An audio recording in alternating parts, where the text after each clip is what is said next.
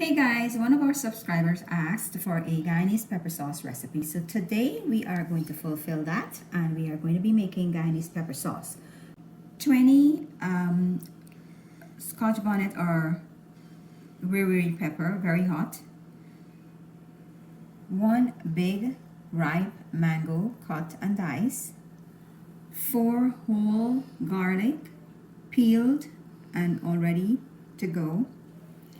3/4 cup of white vinegar and salt, about a teaspoon of salt.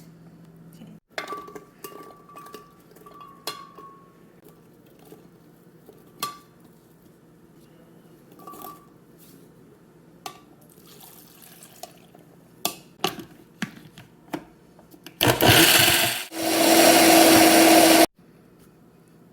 Ooh, this is very hot.